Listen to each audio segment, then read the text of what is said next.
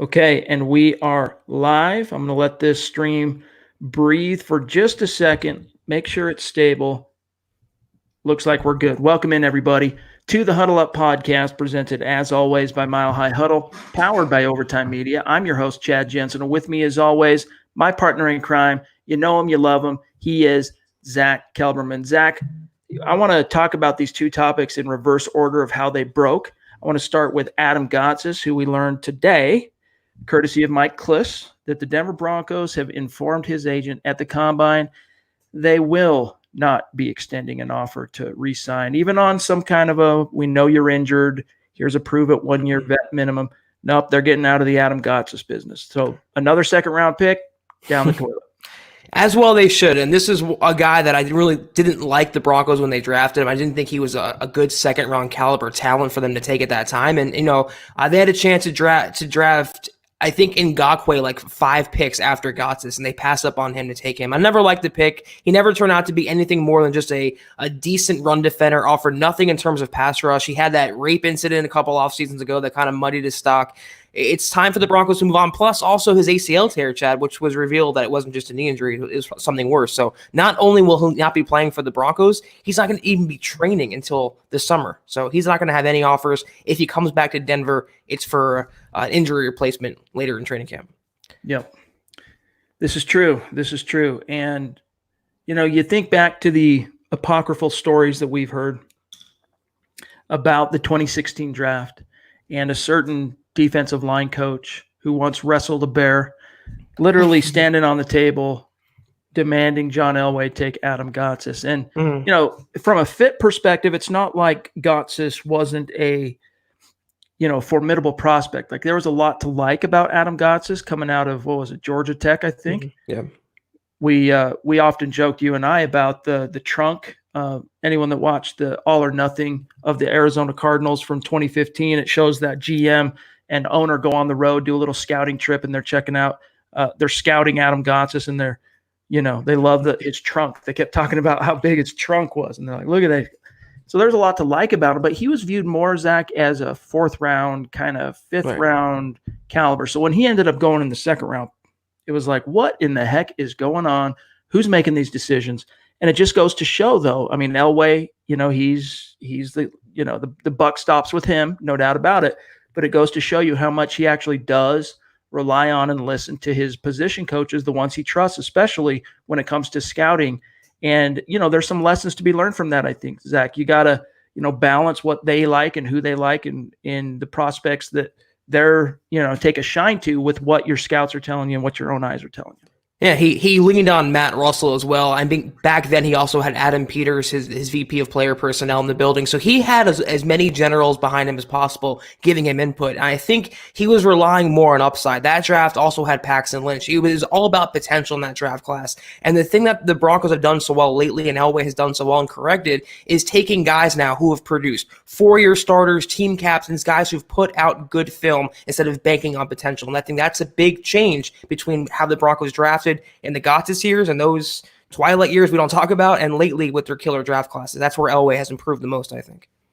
Guys, that's not the only topic we want to talk about here tonight. Of course, this is the Mile High Mailbag. We are your football priests, and each and every week, we're here to offer you the absolution and answers to your burning Broncos questions.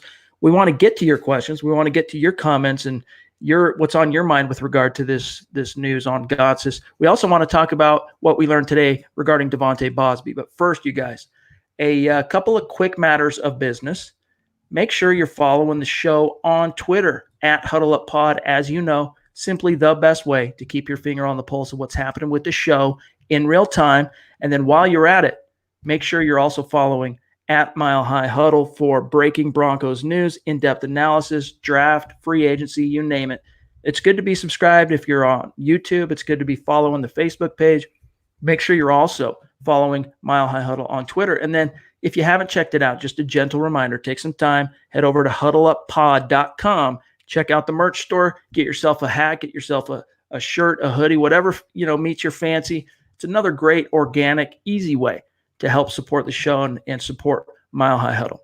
All right, Zach, I want to talk about Davante Bausby, but first we got to say thank you to Stu, our Super Chat superstar number one. Thank you, on the sir. road. If I remember, he was saying he was going to Chicago this week. So thanks for popping into the room, and thank you for your donation and your support. As always, Stu, you know we love you and hope your travels have been safe, buddy. Let us take a peek here. Well, before we get to your questions, guys, Davante Bausby, here's the other news that I wanted to get your thoughts on, Zach. Of course, we want to hear what's on your guys' mind. We're going to promise you, give me just a second here.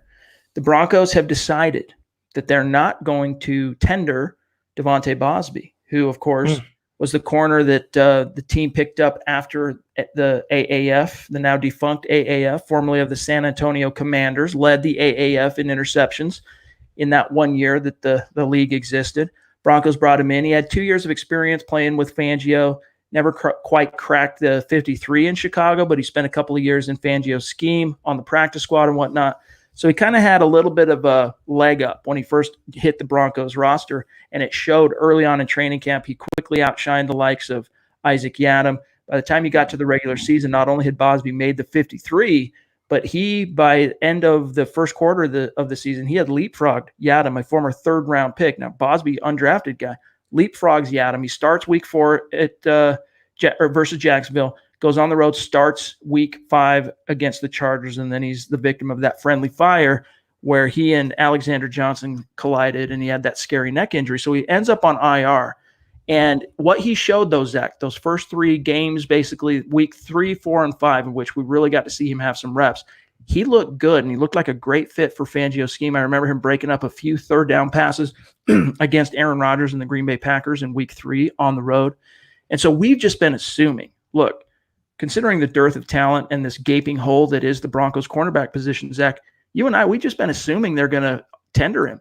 But according to Troy Rank, I think it was today, believe it was Troy Rank, the Broncos are not going to tender Davante Bausby, and it must have, the only thing you can really charge it to, Zach, is they don't think he's worth the little bit more than $2 million that they'd have to pay him on the first right of first refusal RFA tender.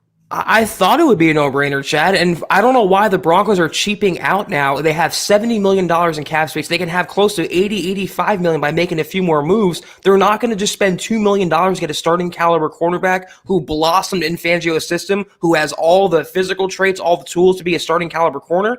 I don't understand this move at all, considering the lack of depth they have right now, the lack of starters, the jumbled mess that is the Broncos secondary right now. I just don't understand.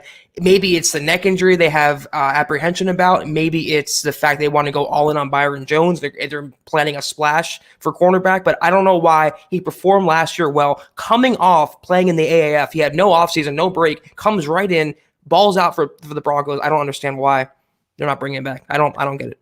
It's either the it's either the neck. They're still worried about the neck. And let me remind everybody, on January 15th, Bausby tweeted himself, "Hey, I'm back to 100%, looking good, excited for football, excited to hit the field again."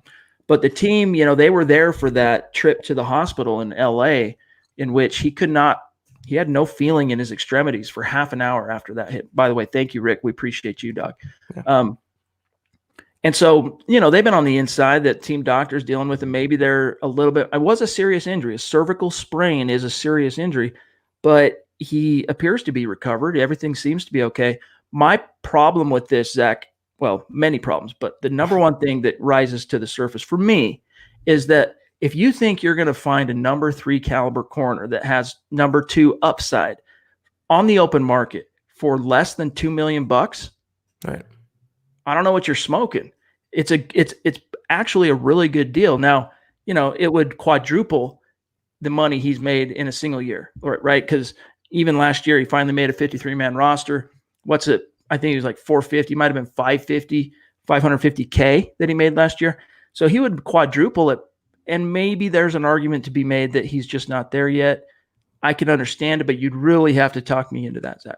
He's so cheap, Chad. And like I said, he knows the system. He performed well. And the Broncos, if they're relying on Isaac Yiadom to take that leap finally, they're sorely mistaken. My only inclination is they're going to go after Byron Jones, maybe even supplement that with a first-round cornerback or trade for another cornerback or something. They have to make a bunch of moves there. And Elway kind of intimated that defense is his focus for free agency.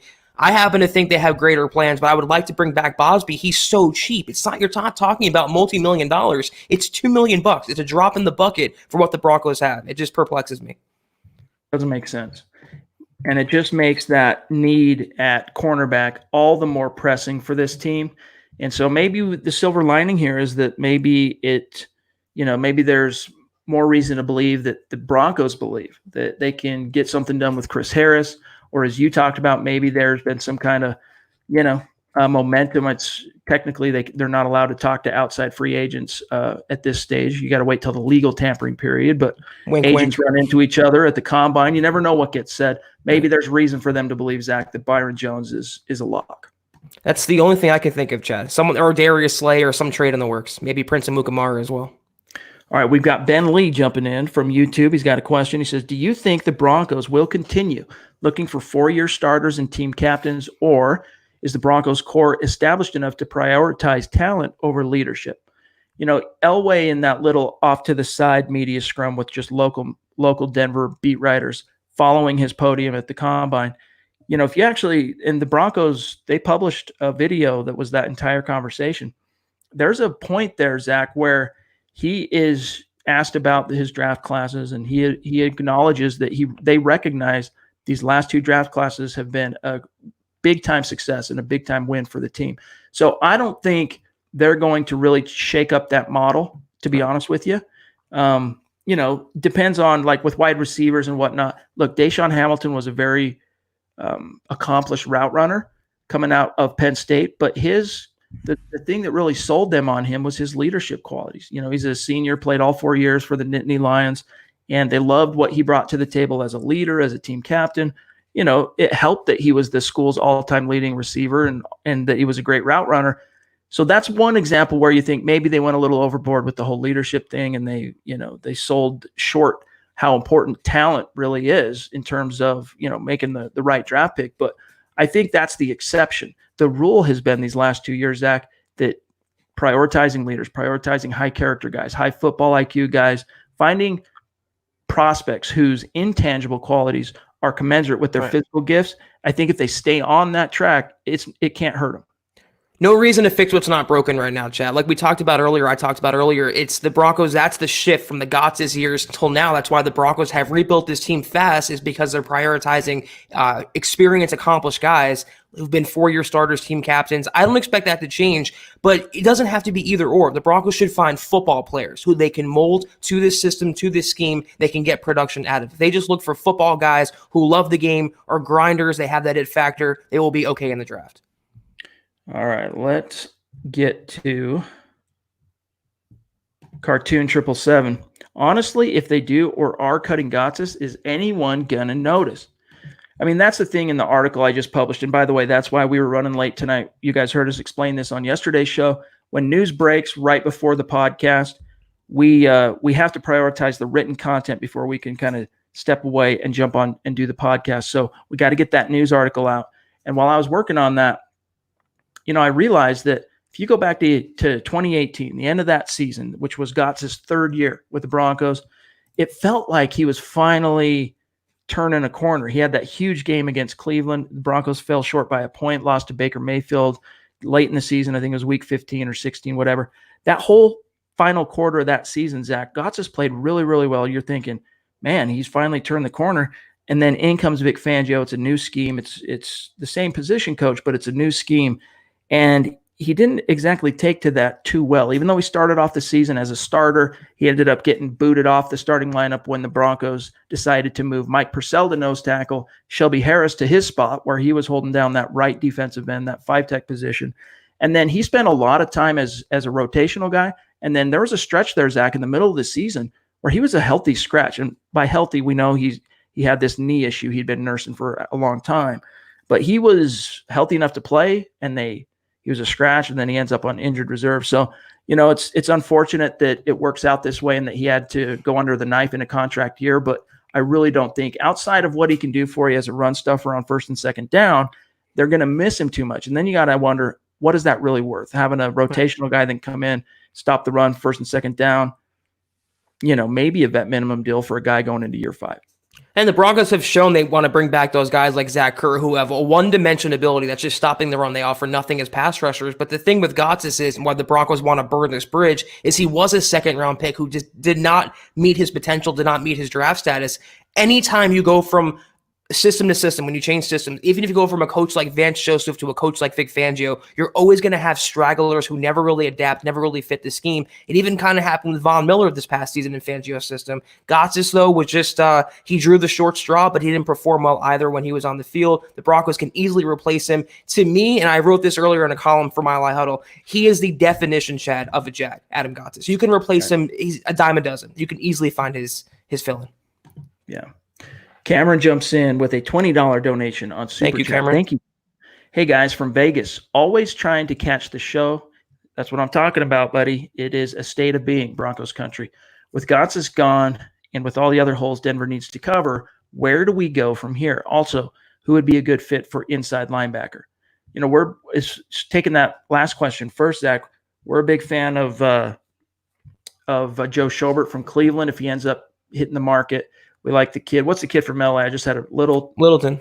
Core Littleton. Thank you. He would be interesting. There are some options out there, but basically the plan here is first and foremost, the Broncos need to get some kind of clarity on which free agents, their own homegrown guys, that they're actually going to be able to get back. I think Derek Wolfe, there was a report from Kliss that the Broncos met with Wolfe's agent at the Combine, had a positive conversation. We'll see how that shakes out. I still think there's a good chance you get Wolfe and Chris Harris back. I know that sounds crazy, but I keep hearing things that Harris is a lot more amenable to staying in Denver in a perfect world. He just wants them to show him the money. He wants to make more than Kareem Jackson, and he wants to, he wants to stay in Denver where he's started and raised his family and built his career. So we'll see.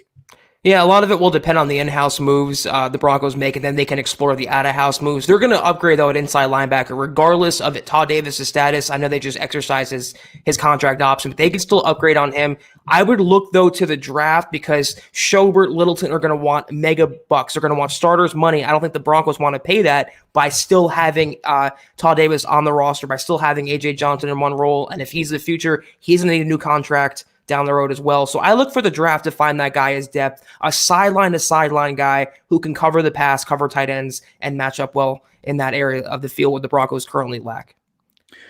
All right. Jacob wants to know on YouTube, when can we start getting free agents? All right. So here's how it works, Jacob. Right now, the only free agents the Broncos can talk to and negotiate with are their own homegrown guys. Okay. So your Derek Wolfe, your Justin Simmons, your Chris Harris, and Simmons is coming back, even if it's on a franchise tag tender. They can't begin talking to outside free agents until what they call the legal tampering window opens. And that's not till March 16th. And that's always 2 full days before the official opening of free agency. So the NFL free agency period opens March 18th. And Zach, as of March 16th, they can actually get on the phone and say, all right, Byron Jones, what's it going to take to lock you into Denver? We'll give you that deal. Tell us what it's going to be. Let's get it done. And players can agree to a deal with the team in principle, and then they sign that deal on the opening day of free agency. Yeah, by and large, free agency is the legal tampering period. By the time the official free agent period rolls around, all the big names are signed, and you know where everyone's landing already. But March 16th is that day, and the franchise tag window today, Chad, open to apply that to players around the NFL. And the Broncos have until March 12th to apply the tag if they do to Justin Simmons, and then they have from there until July 15th to explore a long-term deal. So his time is still in their favor. Brian Greenfield jumps in on Super Chat. Appreciate you, Bri. Says, do you guys think it's too far of a stretch to believe Ruggs is going to be a bust like a lot of other fast receivers in past drafts? You know, there's a concern there, but I mean, you know, you worry about that with any player, honestly. Ruggs, just because he's fast doesn't mean he's, you know, Darius Hayward-Bay, doesn't mean he's, what was the other kid? Not John Brown, John Ross, right? I don't think so. He's one of those guys that the work ethic is there. I think the talent is there. The want to is there. Guys that bust, sometimes there are mitigating circumstances. But, Zach, more often than not, it's simply because they lack it between the ears and they lack the heart. Right. Yeah, Ruggs is not – I don't see much bust factor with him. I know everyone's focused on his speed, but he can do more. He has big hands. He's a good catch radius. He comes from a good college program, good stock there. So I'm not too worried if he is the pick, Ruggs, that he's going to be a bust for the Broncos. A lot of comparisons to Lattimore. Cody Lattimore, Chad, I don't understand. He is nothing like him at all. No. Sleek Tro jumps in on YouTube. He says, I don't know if you remember Juwan Winfrey, but I think he did pretty well during the preseason. Do you think he's a good wide receiver? I think he's solid. I don't think he's not going to change the game. He'll get a chance to compete this year, this summer, depending on exactly what caliber of wideouts the Broncos bring in terms of, do they pay someone for serious money in free agency? Are the draft picks premium round draft picks? There's a solid chance Juwann Winfree ends up on the practice squad this year. Like he was a 6th round pick and the Broncos liked him a lot. They traded up. In fact, they gave up a 7th round pick that they were going to use on Brett Rippon to move up and grab him in the 6th round. So there is some value there. I think he's a baller. He's a gamer in terms of, when he's in his traits and his measurables aren't going to blow you away, but he has a knack for making that play when the chips are down. And just think back to that Hall of Fame game, which he caught off the tip, the game-winning touchdown at the end of the. He kind of has that clutch gene, but there's no doubt about it, Zach. He's going to have to battle just to have a roster spot this year. Yeah, the Broncos think he's a talent worth rostering, Chad, for sure, but he's a possession receiver through and through. The good thing is, though, you can never have too many weapons in the NFL, especially for a quarterback like Drew Lock, who loves airing the ball out. Good red zone target for Denver. I expect Juwann Winfree to take a leap to the active roster this year. He's not going to be the wide receiver, too. He's not going to be a starting receiver, but a good weapon in the red zone, good weapon between the 20s for Drew Lock. Stephen Baumgartner, one of our Super Chat superstars, jumps in with a donation. Thank you, Steve. He says, "Hi, guys. What do you guys think of the Broncos interviewing J.K. Dobbins, the running back?" Yeah, I mean, they did. They're doing their due diligence. Yep. I mean, guys, you've heard it before. They're going to buy the defense. They're going to build the offense through the draft, okay? Buy the defense, free agency, build the offense through the draft. They're looking for impact skill position guys, wide receivers. And you know what? I don't think Vic Fangio, I don't think John Elway was very pleased with what they saw from Royce Freeman last year. And then on top of that, Zach, you've got Devontae Booker hitting free agency, and I doubt the Broncos bring him back. So you've got a true hole opening up there. So they need a complement to Phillip Lindsay because, let's face it, he's 5'8". He's 190 pounds, soaking wet. And as much as we don't worry too much about his toughness, there's the wrist. He's susceptible just like any human being. You can't make him 100% the guy that carries the torch. You can make him close to a bell cow, but you need a complement. And J.K. Dobbins, he's a really good young running back. I mean, it's just a matter of what are you willing to give up draft-wise to bring in a running back. I doubt the Broncos do anything until late day 2, early day 3, if they draft a running back. I'm exactly with you there. The Broncos are probably going to have to get 2 running backs this offseason because they're going to lose Devontae Booker. They're going to lose Theo Riddick. They need to upgrade on Royce Freeman behind Phillip Lindsay, and Lindsay does have injury concerns. I just wouldn't draft a guy before the 3rd round, and even that is ticky-tack for me. I'd probably wait till the 4th, 5th round to get your running back. They're also pretty much a dime a dozen in the NFL, and I would not invest a high-round pick when you have needs at other spots like offensive line, the secondary, inside linebacker, defensive line. You have to prioritize those areas first before you explore a running back.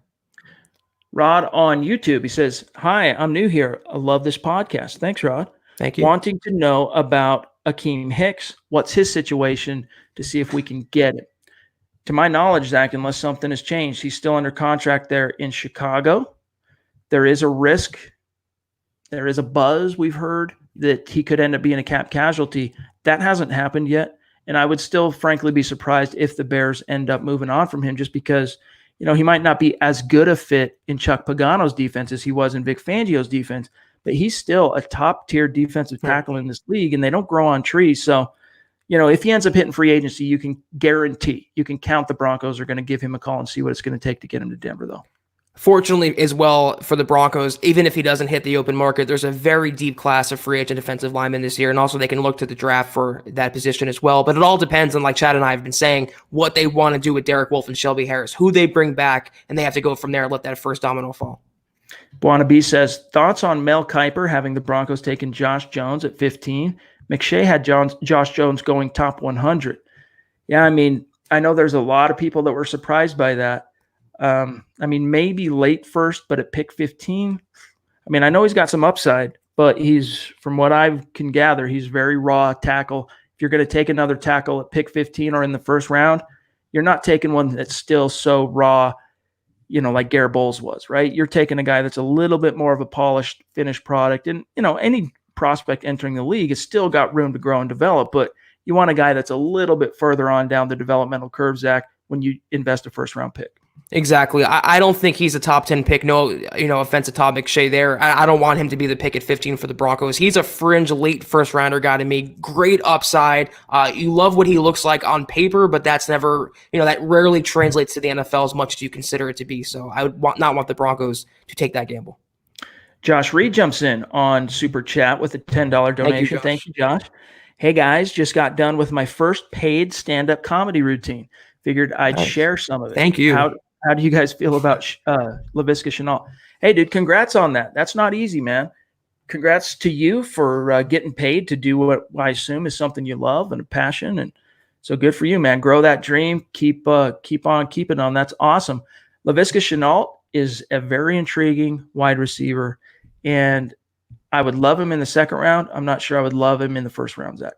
I could see getting on board with trading back in the first round, Chad, like they did with Noah Fant last year to get him. But at 15, you have a quality receivers probably on the board still, maybe an offensive lineman, maybe a guy like Ken Law. As much as I like his upside and I like keeping it, within the Colorado family, I would not want the Broncos to take that risk at 15. Black Knight 232 on YouTube. If Ruggs and Isaiah Simmons are both there at 15, would you trade a future first rounder and some other picks to grab both? I know it's a stretch for both of them to be there, but if the stars lined up, would you? Wait, with one pick? No, he's saying they're there at 15. So what? You're using your 15th pick on one of them, and then you're trying to deal with 16? Whoever's at 16. Offer him, next year's first, probably a couple of thirds to get that done. I'd consider it, honestly. I mean, 2 in the hand or 1 in the hand, 2 in the bush, right, Zach? Yeah, I mean, they're both great talents. I don't think Simmons is going to be there, though, and if Ruggs is there, the Broncos will think long and hard about taking him. It's very unrealistic to think they would sacrifice their entire draft war chest to come back in the first round and make back-to-back picks. Yeah. Here's a pertinent question. And by the way, Isaiah Simmons, I mean, he tested out his length, his measurements, his weigh-ins.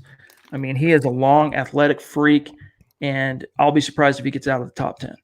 Zachary, web design question. Will we get Brice Callahan this season? That's the $1 million question at this stage. Well, actually, that's the $7 million question because that's what he's set to earn in 2020. And, you got to think that I know Fangio and Elway both said, hey, it looks like we're going to have him ready to go for OTAs, and that's encouraging and whatnot. OTAs are OTAs. He was balling out last year in OTAs, remember? And even the first 3-4 days of training camp, balling out. Until we see him on the field in a Denver Broncos uniform in a game, I'm just not hanging my hat on that. And that's why, again, I just don't understand why they're not biting the bullet. I can understand with Bausby. I can understand, Zach, right, if this was a year in which they're really tight against the cap, got to make some tough decisions. Dude, right now you're sitting at $70 million in cap space. Just peel off the $2 million and know, hey, we've got a number 3 corner at worst and a guy who could possibly, if he continues on the trajectory he was on last year, be a starting caliber number 2 cornerback. I don't understand. I'm right there with you. The Broncos have to have a bigger plan in place. They have to be thinking 2 moves down the road, not just 1. In terms of Brice Callahan, though, if he is healthy, which is a giant if, he fits the system obviously like a glove. He's a built-in replacement for Chris Harris Jr. He'll be probably more consistent than he will be as well. And if you get Byron Jones, Brice Callahan on paper together in the same secondary, add in Prince Amukamara, someone like that, that's a solid back end for Denver. I have cautious optimism that Callahan will play this season and play consistently and stay healthy. But just as Chad said, until we see it, we can't believe it. Albert and Michelle Knoppers jumping in with a $10 donation on Super Chat. No question, no comment. But hey, man, we'll take that as a statement made. We appreciate you supporting the show. That means a ton to us.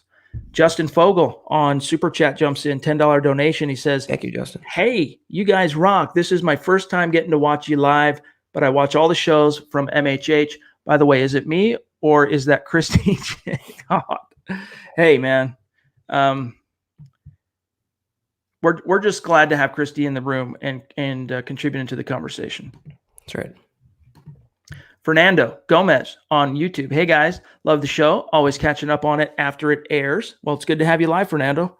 Any chance we go for a quarterback in the draft? And if so, what about Jalen Hurts? There's a chance depending on the board, depending on value. Don't expect the Broncos to use a premium round pick on a quarterback. If they do, it's like last year where they're looking, they'd already got Drew Lock, and so now they're looking as a flyer. Like if they have a third or fourth round graded quarterback and they're sitting there in the seventh round, maybe we use that, bring him in and let him compete. But more likely, Zach, if they add a quarterback, it's going to come from the college free agent ranks and a veteran free agent.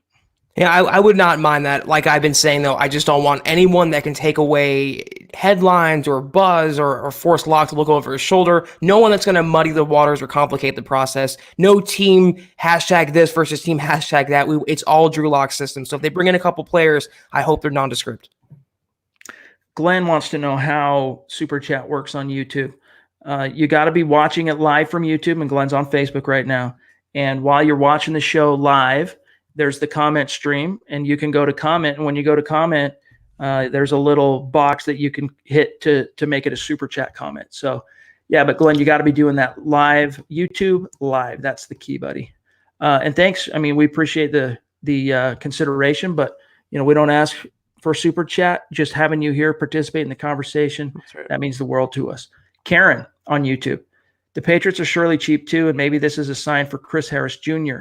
re-signing. That's what I said in the written article on Bausby, Zach, that maybe the silver lining here is the implication is things are a little bit more positive with Chris Harris Jr. coming back, but that's just something we're probably not going to get an answer on for another 2 or 3 weeks.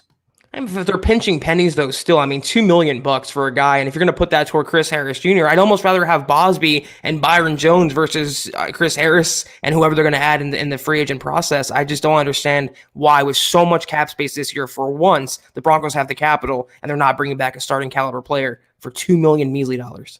Sounds like someone has brushed up on his major motion picture baseball movies, Major League. Brian here saying, when does Isaac Yiadom find a red tag in his locker? That's funny. Do a little dance outside the stadium, too. That's right. He's a third-round pick. And the thing is, he's very talented, and he's a high-character, high-energy, really smart player, even though it doesn't always seem like it on the field because he's a little grabby and he can get caught with the yellow laundry. But the Broncos invested a third-round pick in him, and, barring some kind of a collapse similar to Brendan Langley, he's going to play out his rookie deal. This is year 3 for him. And hey, man, you still got to hold out hope that he can turn the corner. I mean, it takes time for some of these young players, some more than others, to really settle in. And for a guy like Yiadom, who was drafted to play press man, and then suddenly to come into Fangio's scheme and have to learn how to kind of sit back, read and react. He's a great tackler. He contributes on special teams. There's a place for him on this roster. You just don't want to have to count on him yet as a number 2 or as a number 3 guy because he's just not there yet. Let me just say that if Isaac Yiadom was a 6th-rounder, 5th-rounder, he'd have red streamers hanging down his locker, Chad. He's a cut candidate because he hasn't performed to his potential. He's been a culprit on the Broncos defense. He's been a deficient cornerback for a couple years now. This is his last chance as far as I'm concerned in Denver, and it's the only reason he's getting another chance because they don't have a depth chart filled out above him. So this is make or break for Isaac Yiadom in year 3. Ryan Steinauer jumps in on Super Chat on YouTube. Thank you, Ryan. $1 donation. Appreciate you, Ryan. What is your guys' perfect but realistic top 100 for the Broncos, all 5 picks? And great as always. Been listening since this time last year. The only Broncos news I get in Iowa City. Awesome. Thank you, Ryan. We appreciate that. All 5 picks. I mean, that's something that I probably have to give a little bit more thought to be honest, Ryan. But I'll try and humor you a little bit. Let's see if I can get there. First round. Perfect but realistic. Okay, first round, Tristan Wirfs.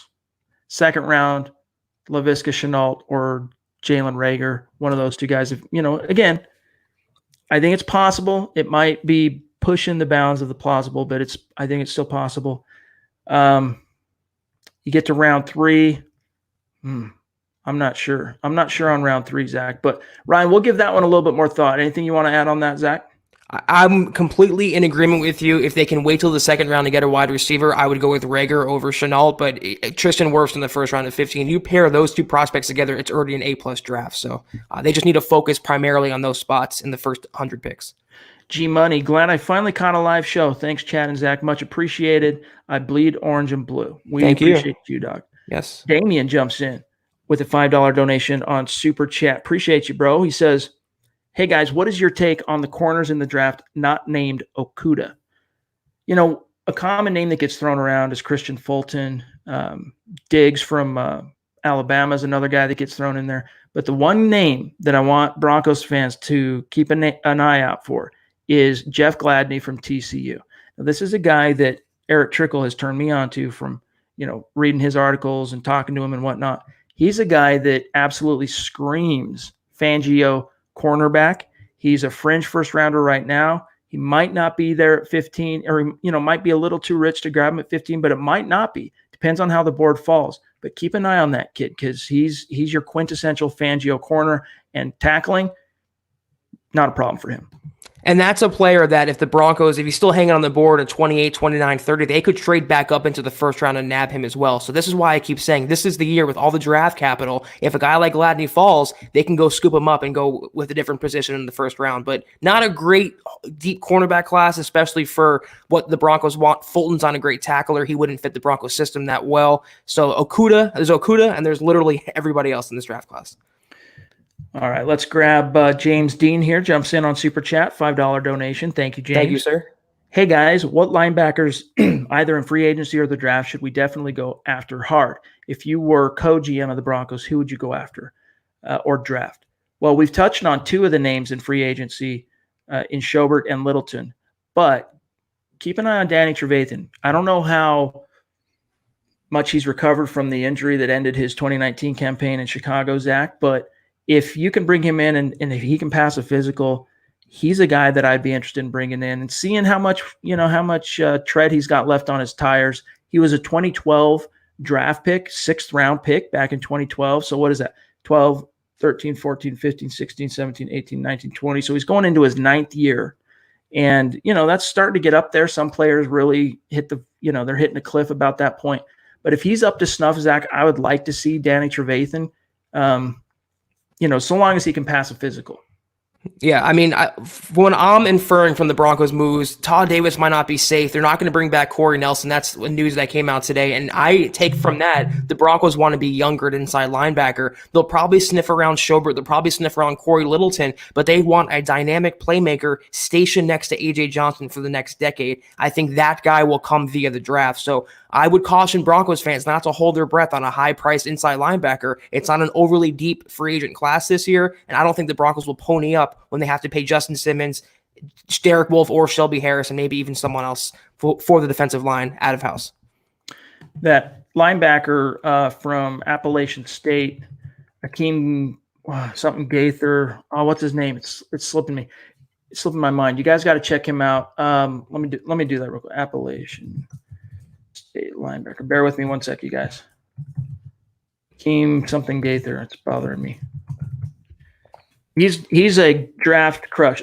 Akeem Davis Gaither. He's a draft crush of Eric Trickle's and is a guy that you want go check some tape out. It's hard sometimes to find Appalachian State tape on YouTube, but go watch some tape of him. He's a guy to keep an eye on. The McQueen kids and I to keep an eye on. Isaiah Simmons just not going to be there for the Broncos, unfortunately. But and by the way, James, you want to know what's going on with the draft? You want to know which prospects line up with the Broncos? You really need to make sure you're following the written work by Eric Trickle, not only at milehighhuddle.com, but then also his weekly podcast with Lance Sanderson, Dove Valley Deep Divers, and stay in tune with what's going on there. All right, let me see here. Man, the comment stream, I don't want to miss anybody, but it's moving fast. So let me scroll back up here. I think we might have gotten a new record, Chad, a new super chat record. Oh, goodness. Yeah. Hold on. Chris Hernandez. Is it going to let me? Oh, man, the comment stream is. It's fast. The comment stream passed him up. So let me do this. Let me see if oh, man, let me click on it. It won't let me click on it. All right. Let me read this, guys. I can't. Chris, jumping in. A new record holder on Super Chat. Chris Hernandez, a longtime listener of the show, Super Chat superstar, holds the new record. $121 donation, which blows our mind. Yes. Thank you. It blows us away. Like, I'm stunned right now. No words. Thank you so much, Chris. And I'm sorry I can't get your comment on the screen, but I'll find a way to make it up to you. Trust. He says, finally made it back to a live chat, but just know I'm always listening regardless. I have some super chat superstar catching up to do. No questions from me. There are plenty of good ones in the chat. Keep up the great work, fellas. Chris Hernandez, my dog. Thank you so much. Thank you. Yes, and I know Chris is a guy that we sent a little something to a while back. I think in the fall we sent him a shirt, Zach. But Chris, I'll go through the email thread. I'm pretty sure I still have that email. Reach out to me just in case. Hit me up, milehighhuddle@gmail.com. Hit us up, and let's see if we can get you a new hat or something, because we appreciate you, dog. Thank you so much, Chris. And this is Chris, by the way, guys, right here. This is Chris. It won't let me. The stream has gone so fast tonight. The platform we use to stream, it cuts off where, right now the cutoff is the last comment was at 6:59 that it will let me show on the screen. So my apologies for not recognizing that sooner, but thank you, Chris. You are the man, dog. And he says, how about that punter, Michael Turk, putting up 25 bench press reps? Draft him. Yeah, the next Todd Sauerbrunn, right? Yeah. Biceps himself. Anyone's better than Wadman. Anyone but Wadman, Chad. Zach, do me a favor. Grab a couple of questions. I'm going to circle back real quick to YouTube. I'm not leaving the stream, but I'm going to check something on YouTube, because now I'm worried that we're missing some other super chats, and I don't want anyone to feel neglected. I'll do some rapid fires here. Scorchmain wants to know, do you think we should get number 95 from the Chiefs free agent? Chris Jones, he's going to be franchise tagged by the Chiefs, if not already. The window did open up today. He is not leaving Kansas City. He's going to be very, very highly paid, and he deserves every penny that's coming to him. So Broncos fans should get that fantasy out of their heads right now. What else do we got here, Chad, that we can go through?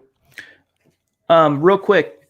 So we're missing, and these names I'm about to list here. We'll go through each one of them, but we can't show your message on the stream because the Mile High Mailbag stream has gone so quickly. But Ariel jumped in on Super Chat with a $5 donation. Thank you, Ariel Herrera, that Broncos dude on Twitter. I can't believe what's going on with Davante Bausby. Even if we go for Byron Jones, we need depth at cornerback. He would have made a difference for seasons. I can't disagree, Zach. I'm fully in agreement with that as well. And we just got a super chat. We have a new record again. What the? DW. Holy 200. Wow. This is our pure unadulterated reaction to that. That's unbelievable, DW. Wow. I want to say some R-rated words right now in celebration, and I can't do it. It's a family-friendly show. They're going through my mind right now, though. We definitely appreciate that. I mean, it's seriously moving. Honestly, like it blows us away, guys. The love you show us and so much support the show. I'll read it for you, Chad. Due to time, I can't always watch live, but I keep up. Questions are redundant after a few times. I love that you boys do not ask for money, but are willing to express gratitude and more than that, love. I hope to share a beer and our love for the Broncos at the draft if possible. If not, all good. Absolutely. And the first round is definitely on us, Chad, if we get out there to Vegas this year. We are. We're going to be there. I actually received an email on that topic, so that Zach and I are going to start making arrangements to decide for sure what hotel we'll be at. And then from there, we're going to see about renting a room, or, what I'll call the hospitality person in charge of this stuff, and find out whether or not we get a room, or if we just go down to a bar or a restaurant, hang out, set up shop, if they can, if we pay a fee, if we can kind of have our own little corner of a room or whatever. So we are going to be at the draft, guys. Like, it's going to happen. So D-Dub, if you're there, my dog, of course, we want to see you. And as Zach said, the first round's on us. And by the way, reach out to us on email tonight, milehighhuddle@gmail.com, so we can send a little something. Thank you again. Yes. Wow. That's unbelievable, Chad. Unbelievable. Christy, sorry, we cannot show the tweet card or the comment card. She jumped in with a $10 donation on Super Chat. And her comment is Gotsis can be replaced, Zach. Yeah, he's a Jag. He's the definition of what a Jag is, just another guy. You can find them off the street. You can find him in the XFL right now. You can find him in college. You can definitely replace Gotsis very easily. Don't sweat it. Dude, I'm still sitting here like stunned from D-Dub. Someone said Buck crapped himself, Chad. Yeah. I want to check that. Mark Langley, our dog. And by the way, Mark, your stuff, it's in transit. I'm guessing tomorrow it should show up if it didn't show up today. It probably is there tomorrow, worst case Saturday. He says, he jumps in $5 donation, says, "What's up, my guys? Yiadom is Yondom," like yawn. And boring, I agree with Zach Perna. And by the way, Chad, great article, video bit on Elway giving confidence to Luck. Yeah, appreciate that, Mark. It was, as we talked about yesterday, it was encouraging to finally see John Elway, Zach, even though he muddied the water by saying he's willing to talk to Tom Brady. If he hadn't later on just been so effusive in his praise for Drew Lock and saying that Drew is our plan and that he has the it factor, I'd be a little bit more concerned. Yeah, it was just, I guess it's what due diligence is if you verbalize it. That's what Elway did. It's just paying him respect for whatever reason. Terry proving, as always, that Broncos country is not a geographic location, but in fact is a state of being. Up in Canada, jumps in on Super Chat and says, the article today musing about giving the 49ers third-round pick back, maybe a fourth instead for Ahkello Witherspoon. Thoughts? Hashtag football priest, hashtag state of being. Thank you, Terry. I don't know. I'm not a huge fan of Witherspoon, to be honest with you. I know he's a former CU buff and he's long. He's got length. You like that, but he kind of fizzled a little bit in San Fran this past season, Zach. And if he can't make it there in that defense, Chad, and everyone else is flourishing there, then there's something obviously wrong with his game. I wouldn't want the Broncos to kick a draft pick for his services. Okay, let me just bear with me, guys. And for those of you, I'm just going to really quick. I'm going to grab this one from Chris on Facebook. I don't want people who are just commenting, and we don't want to seem like we're neglecting anybody here. So Chris over on Facebook, if we franchise tag Simmons, do you think maybe trading him, if we can find something decent for him, and Parks replacing him at safety for a little cheaper and using that extra salary to sign a big name player like Littleton and adding yet another draft pick since we have so many holes to fill on the roster? Chris, that's a little too convoluted. No offense. I get what you're saying though. Like, it's occurred to me, like, is Justin Simmons, Zach, really worth paying him 15, whatever it ends up being, 12 on this franchise tag, but he might end up getting 13, 14, 15 million a year on a multi-year extension. But at the end of the day, there's also something to be said, Zach. I mean, we all know how good of a player he is and how great of a fit he was in Fangio's scheme, but there's also something to be said for a team taking care of their own and rewarding the guys who exemplify what it means to, be a Bronco. And Justin Simmons, homegrown guy, third-round pick, he is that. Perfectly said. It sends a great message to the locker room that if you perform well, we will reward you. And the Broncos do not want to be known as a team that just constantly ships away their talent like they did with Emmanuel Sanders. They want to reward their own homegrown guys. To franchise tag and trade them, and then to use that money to sign a linebacker, then draft a safety, like Chad said, it's very convoluted, and you're just creating more holes. You're just subtracting and then adding. You come back to, you break even. So I'm not in favor of that at all. Sign them and get it over with. Zachary also was on Super Chat. And again, guys, I'm sorry we can't feature your comment. That's our fault for waiting too long and for the stream running so fast. We'll try and you live and learn from that. But Zachary's Web Design jumped in on Super Chat, $10 donation. Thank you, Zach. You guys rock. Would you be okay with Callahan and Byron Jones if we get him? Hashtag Orange Crush. Hashtag Football Priest. Zach, again, I'm going to be a little sketchy on Callahan until I see him with my own eyes out on the grass. But if you get Byron Jones, I'm going to feel a lot better about this cornerback group. But there's still holes, man. There would still be holes. I wouldn't, I'm not going to shed any tears if they get Byron Jones. He's not the fix-it. The Broncos are not just one Byron Jones away from winning a title, but he would definitely set it and forget it. Day one starter, plug-and-play guy. He would fix the Broncos' woes right now. And to me, he'd be a monumental upgrade on Chris Harris Jr. from this past season. By the way, Mark jumped back in on Super Chat. Again, I can't feature it, but it says, and by the way, Chad, Gangsta, and Zach Perna, I don't know where you're getting the Gangsta, man, and the Perna, I guess we get, right? Perna's great. Yeah. He says, thanks for the Mile High swag. I love it. Hashtag Marl Bro. Hashtag Football Priest. So you got the stuff. That's good. Glad to hear it, Mark. Enjoy it, yeah. Joseph Semadeni, sorry if I butchered your name, bro. Jumps in on Super Chat. And then this is the last one. Everything else we should be able to grab. How much would we have to pay Prince Amukamara? Would it be a single-year prove-it deal? Still taking Bausby over him if I had the chance. Love the show. Zach, talk about Prince Amukamara. I'm going to go really quick, check what he was making in Chicago these last couple of years. He's a guy who I think obviously his prime has waved him bye-bye. He's not going to be a cornerback 1. He's not going to maybe even be a cornerback 2 for the long term, but for a fill-in right now to get by, to add some depth to this group. He knows Fangio's system, and he had a rebirth, I think, in the NFL going from the Giants to the Bears under Vic Fangio. He took that Fangio bump, as they call it, and I think he's a solid, capable player who can come in and sign right now. They don't have to wait until March 16th. You can get him for fairly cheap, maybe on a prove-it deal, and it's just quality depth to have in a pinch starter, and you can still sign a Byron Jones. You can still draft a guy. You can totally remake the secondary this offseason, and Prince Amukamara could be a vital component to that. It all comes down to how much less he's willing to take in order to get back with Fangio, because last year, for example, his base salary with the Bears was $8.5 million. So you might not necessarily need to offer him that much to get him to come to Denver. But Zach, I don't think, you're looking at anywhere probably between 6 at the bottom to 10 million on an annual average to get Prince Amukamara. Probably somewhere in between, right? I'm just saying, like, lowest, the floor and the ceiling, probably somewhere around 8 million gets him back to playing with Vic Fangio. But the question is, would he be worth that at this stage, guys? It's what aren't the cornerbacks worth, because it's such a gaping hole right now. Right. I would easily do $6 million, Chad, for a starting caliber cornerback and come in and be at worst your cornerback 3. 6 is peanuts compared to what Chris Harris Jr. wants, compared to what Byron Jones is going to get. That would be a good value for the Broncos to get a Amukamara for 6 to 8. I think Cortland Sutton's 40 time. And by the way, thank you for the donation, Brian. As always, we appreciate you, bro.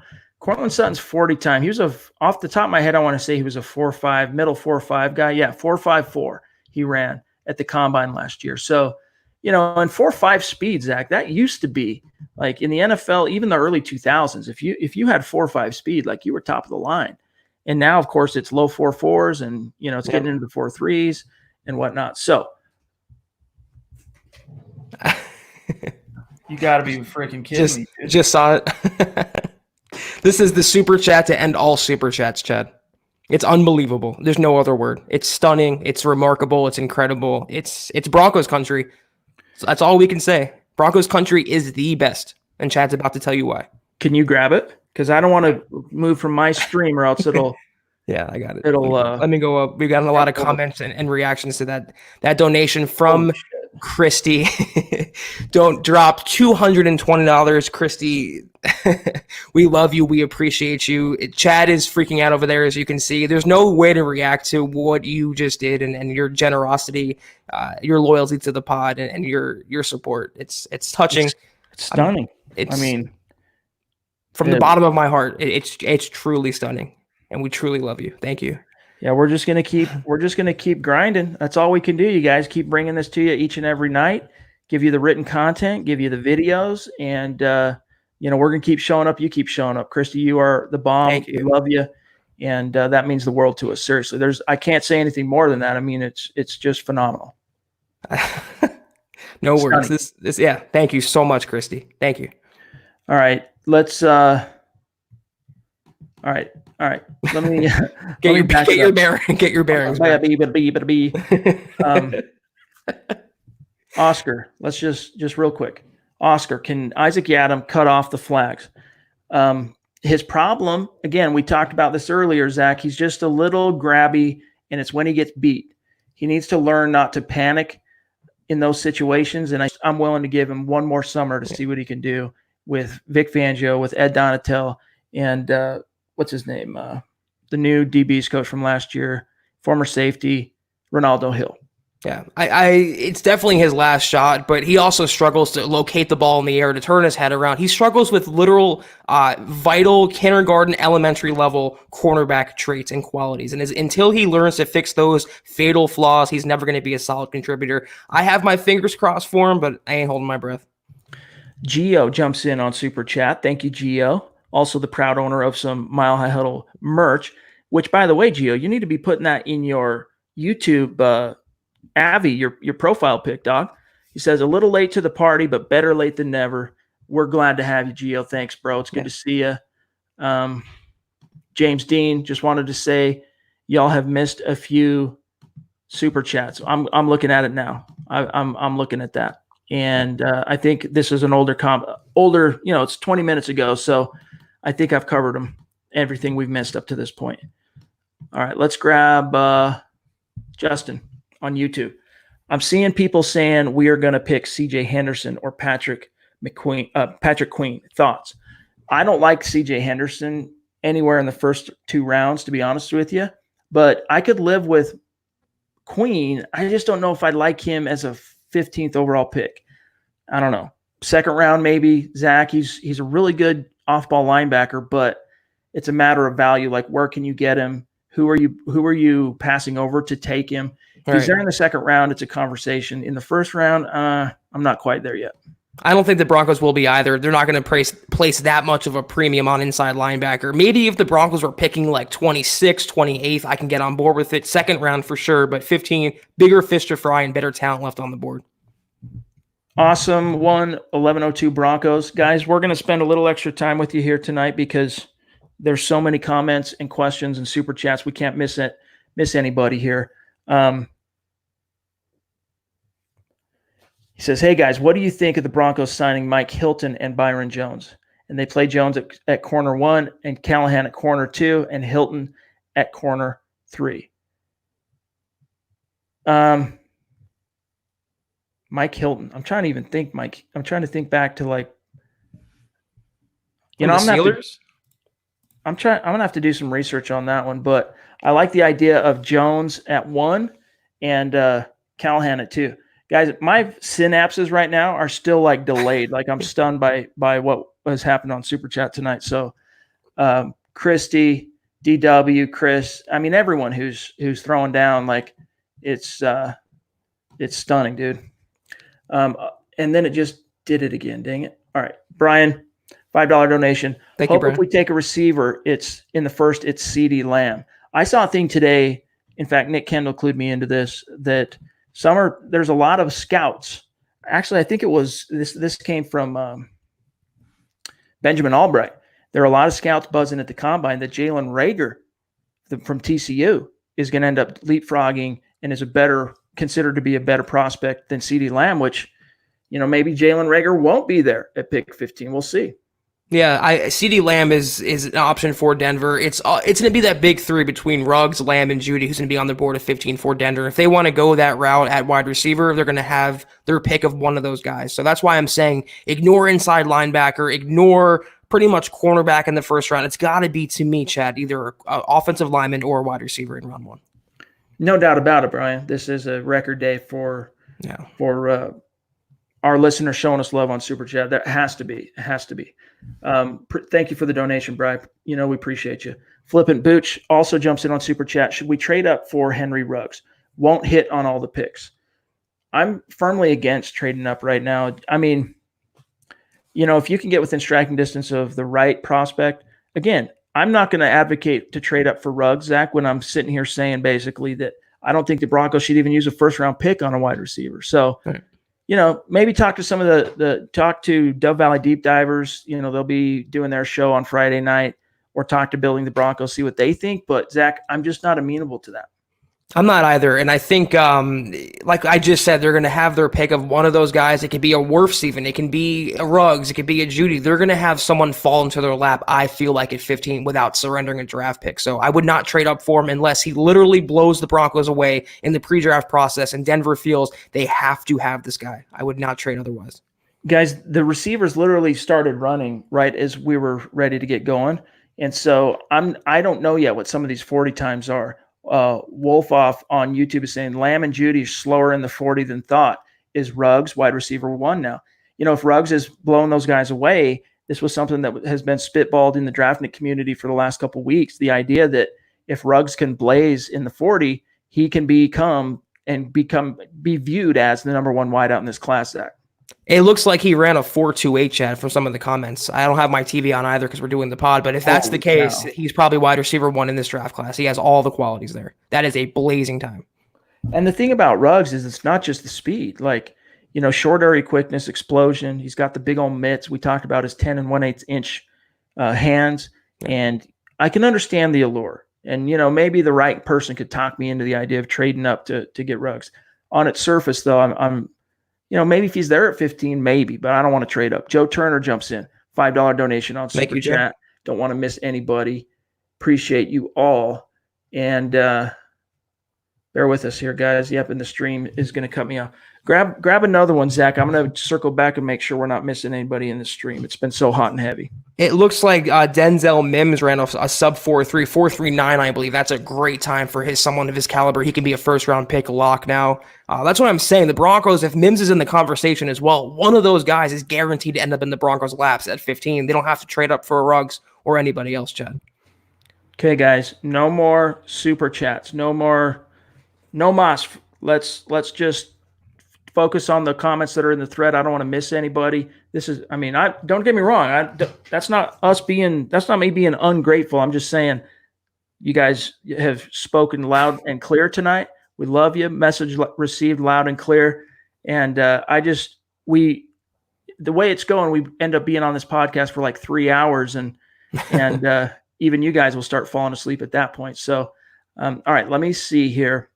Wardy Egal jumped in on Super Chat with a $10 donation. And unfortunately, on my side, Zach, I don't know if you can get it on yours, but I don't see it. I can't feature the comment. But Wardy, thank you for your support. It says Henry Ruggs unofficially ran a 4.28 just now. It's unbelievable. Yeah. Unbelievable. And again, I see the allure, but you still would have to sell me on selling the farm for a wide receiver. All right. We grabbed Philip and Booch. We grabbed Brian's too. Mark again. Chad the gangsta comment is a joke. Okay, I got you. And then Terry Randall again jumping in on Super Chat. Hit the like button, peeps. Amen to that. And word up. Okay, let's grab a few more questions from. See if we grab someone on Facebook. Grab someone on then Black Knight. Here's to Hope of grabbing the first MHH tank top. It's coming. We promise it is coming.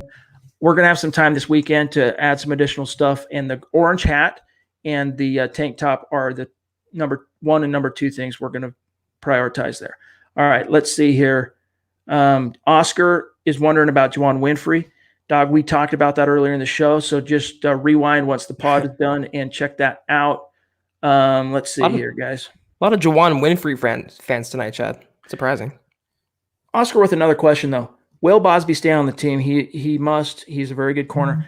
For what it's worth, even though the Broncos are not RFA tendering Bausby, the report from Troy Rank is that they are still very interested in bringing him back. So what does that mean?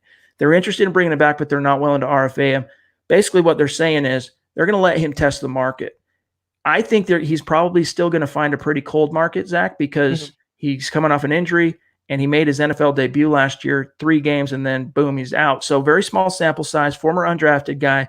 Good chance they're going to be able to circle back and re-sign him. And if they do, we're all going to be tipping our cap and Elway's going to look like a genius. They are running the risk at this stage of losing him. But if you can re-sign him for, a 2-year deal for $2 million total, you just saved yourself some cheddar and you got him for a couple extra years, but you're still taking a risk to do that. There's no way he's going to sign for $1 million a year, Chad. I mean, when he can get $2 million on a tender, even with that neck injury, it's not. I don't think it's career threatening. I think he can pass medicals eventually. And what are the Broncos looking to do? Cut literally $500,000 from the payroll and looking to save a tender pick for that? I don't understand still why they're playing around. And like you mentioned, risking another team signing him, another team could put on the tape and see everything he did in Denver last year and say, listen, he's healthy. He's a starting caliber cornerback. Let's bring him in. He's worth at least $2 million. That's a steal for someone of his talent. Let's grab this one from Nathan. 1 or 2 more guys, and then we'll cut you loose for tonight because this is officially the longest Huddle Up podcast live stream that Zach and I have done. I know some of the other pods have gone longer. But this is a record for us, and we're loving every minute of it. Nathan says, do you think we pursue Leonard Williams or Michael Brockers? I don't think Brockers. Williams at the right price, but if my gut is telling me at this stage it's such a deep free agent defensive line class, Zach, that I think what you'll see is the Broncos pay Byron Jones, and I know that's a corner, bring back Derek Wolfe, so you got 1 starting spot locked down, and then I think they'll try and fill that other second defensive end spot with Javon Hargrave, a Jordan Phillips, someone that they can bring in and pay but not break the bank. Even Michael Pierce from the Baltimore Ravens, guy like that, as opposed to going after Leonard Williams, a former top 5 pick, and throwing the checkbook at them. Yeah, you name the guy I want there. If they do break the bank on Byron Jones, they bring back either Shelby Harris or Derek Wolfe. They can bring in Jordan Phillips, who would fit this system like a glove. He's a pocket pusher. He's pretty much another version of Shelby Harris. You can get him and Derek Wolfe and Byron Jones. That's quite the haul for defense, and you can go into the draft focusing on the offensive side and a little more of the secondary. Christy does rock. I mean, girl power, straight up. Yes. She is the record holder. She is the queen on Super Chat, the biggest individual donation all time. We love you. Cartoon 777s. Oh, that's not a question. All right. Let me scroll to the bottom here. Make sure I'm not missing anything, guys, and then we'll wrap up today's podcast. Let me see here. You know what? Glenn says, Carl and Nick say you can always run longer. Carl and Nick Day, you can always run longer. Yeah, they go over an hour every time. And I'm always hammering on them because, you want to keep it between 35, 45 minutes so that it's a good conversation and you're not lagging and everyone's engaged and it doesn't bog down. All right, last one here, guys. And there were actually two more from Gunshy and What's Up 12. We're going to grab these two and then we're going to cut you loose. Gunshy on YouTube. What do you think about Denzel Mims? I'm a huge fan of Denzel Mims, and he's a guy that I think this is probably the fifth time I've mentioned Eric Trickle's name. But as his editor, he submits all his draft stuff. I copy edit. I make sure everything's good, get it published. I learned so much about the draft class every year from basically doing that for Eric Trickle. And he was a guy that Denzel Mims, that he's been high on since before the Senior Bowl. And Mims had a great Senior Bowl, blasted at the Combine. He's a guy that you look at, but now it might take a second-round pick, Zach, if you want to get him.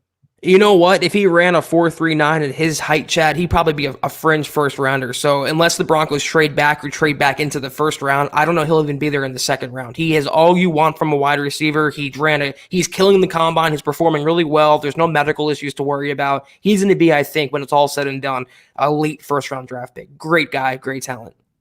All right, guys, last one here from What's Up 12, and we are out for tonight. Do you guys think we'll bring back Will Parks? No.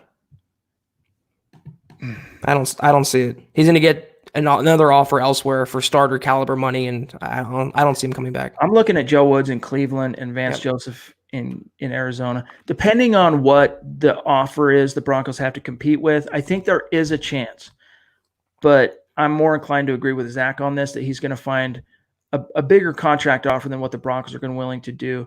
But if not, the Broncos definitely are remaining open to the possibility of talking to him and bringing him back. They just want to do it at the right price. All right, guys, that's got to do it for today's episode of the Huddle Up podcast. As always, thank you so much to each and every one of you who joined us live, contributed to this conversation. The Mile High Mailbag is our favorite podcast of the week because we make it solely about your questions, your comments, and we love that. We look forward to it each and every week. And, of course, a Mile High salute, massive props to Christy, to Chris, to DW, to every one of you who have supported the show on Super Chat. It means the world to us. There's just nothing more we can really say. And each and every one of you who have been so active on Super Chat, we tell you, reach out to us, milehighhuddle@gmail.com. We want to send a thank you best we can. Derek Wright on the way out. Appreciate you, dog. Thank you so much. Just proving our point. Exactly. But here's where we go from here, guys. We're off for the rest of this week. Tomorrow night, you will have a live episode of, I believe they're doing Fridays. Dang it, now I can't remember if it's Friday or Saturday. But either Friday or Saturday, check the social media accounts. We'll let you know for sure. Actually, let me double check something real quick here. All right. I think it's going to be Friday nights is when they're doing their podcast. So you have that. And then Zach and I will be back in the saddle Sunday night, 6 p.m. Mountain, 8 p.m. Eastern. So have a great finish to your week, guys. And Zach, you have a great weekend, dog. We'll talk again on Sunday. You as well, Chad. I'll see you then. All right. We love you guys. Thanks for joining us. For Zack Kelberman, I'm Chad Jensen. We'll holler at you again Sunday night.